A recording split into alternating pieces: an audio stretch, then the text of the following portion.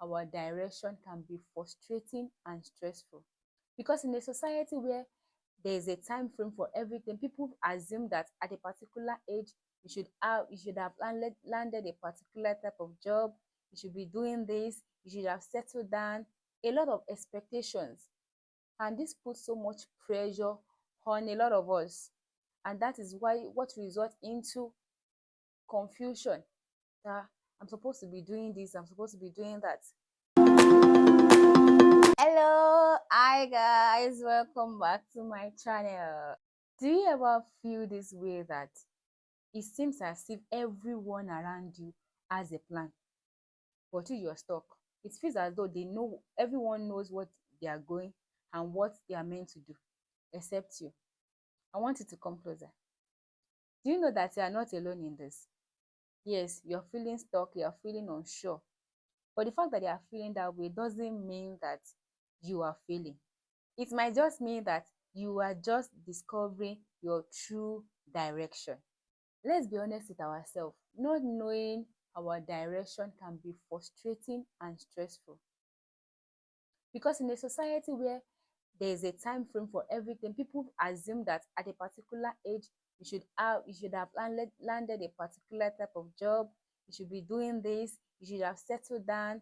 A lot of expectations, and this puts so much pressure on a lot of us, and that is why what results into confusion, that I'm supposed to be doing this, I'm supposed to be doing that, and you now think that you are failing or you are not doing enough. This makes you to become to overthink, become anxious. And that's why you see a lot of people copying someone else, copying each other, just so as to feel like they are doing something, that they are also fulfilling purpose. But the truth is, it's okay to feel unsure. Everyone feels this way at a certain stage in their life. To discover your calling in life, here are a few things that I've discovered. Number one is that your calling is not always obvious. They are hidden in your hobbies, your habits, those little things that you derive joy in doing, that you do effortlessly. It could be something as little as cooking. Do you know how many people that have found fulfillment and purpose in cooking? A lot of people have become international chefs. A lot of people that are also into content, doing things they are happy with their life, all because they could see into themselves that this is what I love to do, and they build on it. Another thing I know is that I discovered is that your clue is in your curiosity. What do I mean by that?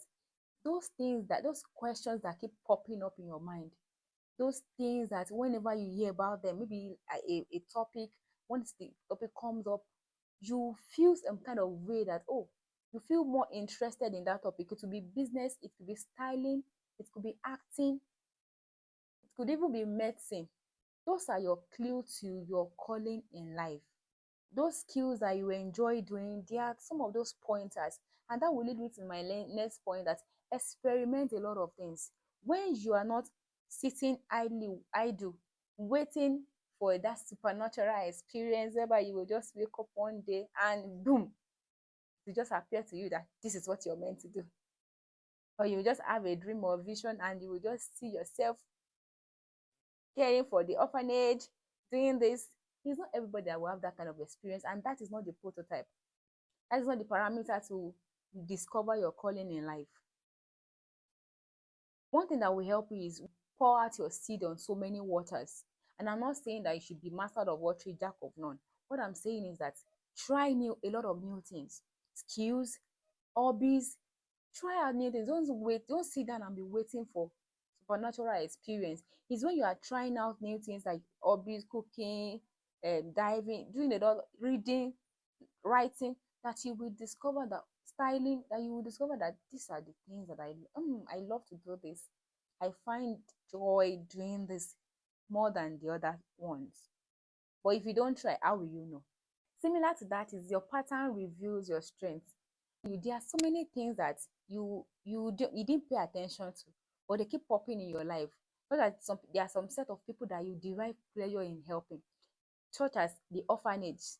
You just develop interest, like a special kind of love to helping maybe the elderly, the orphanage, the children, those kind of things that keep popping up every phase of your life. Even if you travel to a particular place, that kind of things keep happening. You should pay more attention to that. It could be problems that you enjoy solving, that you solve effortlessly. Others may be struggling with it, but to you, they don't deal. It could be your childhood. It could be some of your struggles, maybe while you are growing up, your experiences. It could be abuse.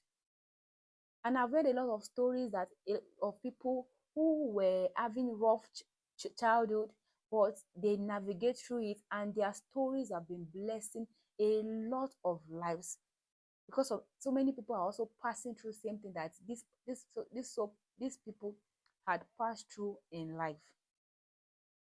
So your story could also be your calling if you look very well inwardly.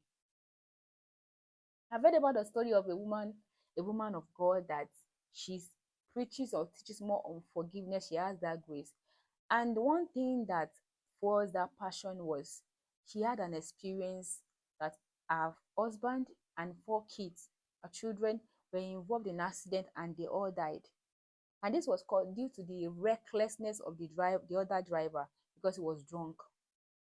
It was in that process, it was in that the Holy Spirit told her to forgive that person. That's a very difficult thing to do. But she had to forgive the man despite her pains. And it was in that process that she found healing, and that thing now became a message, and she's preaching it all over the world. And people are finding grace to let go and to forgive past hurt, because when they listen to the woman that you went through this and you could forgive, then I can do that also. So that is just an example that I'm trying to show you, that these are the things that could show your calling in life. One thing that I also discovered in the process of discovering your calling is that you don't have to compare yourself with others. The fact that someone else has discovered his or her path and is so clear about it doesn't mean that you are failing or you are behind in life. This life is not a race. You are not competing with anybody. It's your path, it's your life. You have to live it. If you say you want to be competing with others, that is why you will not be happy with your life, because you'll be doing what you do not really genuinely find interest in doing. Look at the life of Jesus, and I want us to compare two people in the Bible, Jesus and John the Baptist. They were born maybe 6 months apart, and they were relatives. Look at it this way, that what John the Baptist has started baptizing people in the wilderness, fulfilling purpose, the call of God upon his life, and Jesus had not started ministry. So let's assuming he now said, oh, because John the Baptist has started ministry, then I should also rush and start my ministry and start having followers. That would have been an error, because that's not what he was called to do. So also you must find your own path and work in it. You are not in competition with anybody.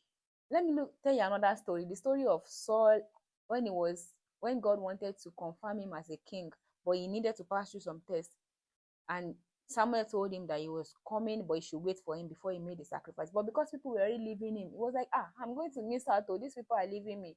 So he did what he sacrificed something that is not meant for him to do. And that made him to lose his place in God's agenda for his life. So don't be afraid that you will miss out in life, that your destiny will pass you by, or people are moving ahead of you. Don't be afraid of that. I want you to do some things, and this will help you, and in that process you will start discovering your calling. Number one is journal your thoughts. Write down the questions in your heart, your thoughts, even the things that you're curious about. Write them down, journal them every day. It's in that process that you will discover what you truly find interest in doing. Experiment intentionally.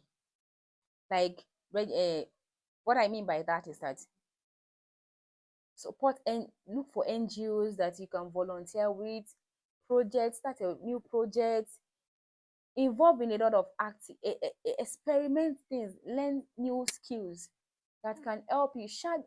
And also I wanted to learn a little thing, shadow someone.